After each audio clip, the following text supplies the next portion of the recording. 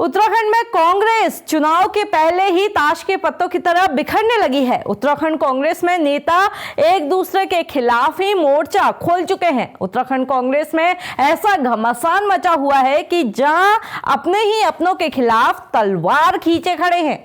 नमस्कार, मैं हूं रक्षिता बोरा और आप देख रहे हैं खबर उत्तराखंड। 2027 के चुनावों में अब 1 साल से भी कम का वक्त बचा है, पर वहीं कांग्रेस नेताओं की रार अब खुलेआम दिखाई देने लगी है। इस सब के बीच उत्तराखंड के कांग्रेस प्रदेश अध्यक्ष गणेश गोदियाल भी गायब नजर आ रहे हैं। दरअसल कांग्रेस के अंदर इन दिनों गृह युद्ध छिड़ा हुआ है। पूर्व मुख्यमंत्री हरीश रावत के समर्थक फुल एक्शन में हैं। हरीश धामी जैसे नेताओं ने तो खुलेआम अपने समर्थकों से सामूहिक इस्तीफे तक की अपील कर डाली। कुंजवाल भी हरदा के समर्थन में सीना ठोककर मैदान में आ गए हैं। हालांकि इसी बीच बीजेपी नेता कांग्रेस के पूर्व मंत्री दिनेश अग्रवाल ने हरदा को उजाड़ू बल्द कह डाला, जिसके बाद हरीश रावत ने कटाक्ष करते हुए दिनेश अग्रवाल को उनका राजनीतिक इतिहास याद दिलाया और साफ शब्दों में कहा कि 2012 की मयूख महर की जगह अग्रवाल को मंत्रिमंडल में शामिल करना उनकी सबसे बड़ी भूल थी। हालांकि इसी बीच हैरत की बात यह है कि जो गोदियाल सरकार से सवाल जवाब करने में माहिर है, वही इस सब को लेकर मौन साधे हुए है। नवंबर 2025 में जब हाईकमान ने गणेश गोदियाल को प्रदेश अध्यक्ष बनाया था, तब उम्मीदें काफी थी। शुरुआत में गोदियाल ने काफी मेहनत भी की, पार्टी का ग्राफ बढ़ा, जनता से संवाद बढ़ा, सरकार को घेरने की तरकीब भी काफी ज्यादा अच्छी अपनाई गई। लेकिन नेताओं की इस रार ने पार्टी को 6 महीने पीछे धकेल दिया है। इस सब पर गणेश गोदियाल का ना ही अभी तक कोई बयान सामने आया है, ना ही पार्टी नेताओं पर नकेल कसी गई है। इस पर खुद पार्टी के नेता भी सवाल उठा रहे हैं। पूर्व कैबिनेट मंत्री हीरा सिंह बिश्निक का कहना है कि नेता तो अपना अस्तित्व बनाए रखने के लिए ऐसी बयानबाजी कर रहे हैं, लेकिन प्रदेश अध्यक्ष को भी एक जगह सीमित हो जाना चाहिए और अपनी जिम्मेदारियों को समझना चाहिए, क्योंकि कांग्रेस को अटैकिंग मोड में आना चाहिए, लेकिन कांग्रेस अभी इस समय पीछे है। वहीं अब पूर्व कांग्रेसी और बीजेपी प्रदेश प्रवक्ता मथुरा दत्त जोशी ने भी गोदियाल पर कटाक्ष किया। उनका कहना है कि गोदियाल को कांग्रेस नेता प्रदेश अध्यक्ष नहीं मानते, इसलिए नेता बिना डरे खुलेआम बयानबाजी कर रहे हैं। हाँ, निश्चित रूप से देखिए, प्रदेश अध्यक्ष जी का अभी तक कोई भी बयान नहीं आया। कांग्रेस के इतने बड़े प्रकरण में तमाम तरीके की बातें हो रही है, इसका मतलब मूक संरक्षण इनको भी है, मौन स्वीकृति है।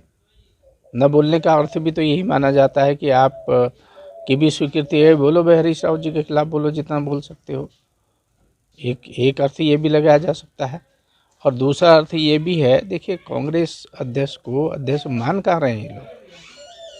अगर मानते तो कुछ तो लिहाज करते ना। जिस तरीके की अनुशासनहीनता हो रही है, जिस तरह की बयानबाजी हो रही है और धज्जियाँ उड़ाई जा रही हैं पार्टी के अनुशासन की, न अनुशासन समिति के अध्यक्ष कहीं दिख रहे हैं उनका बयान आ रहा है, न पार्टी अध्यक्ष का बयान आ रहा है।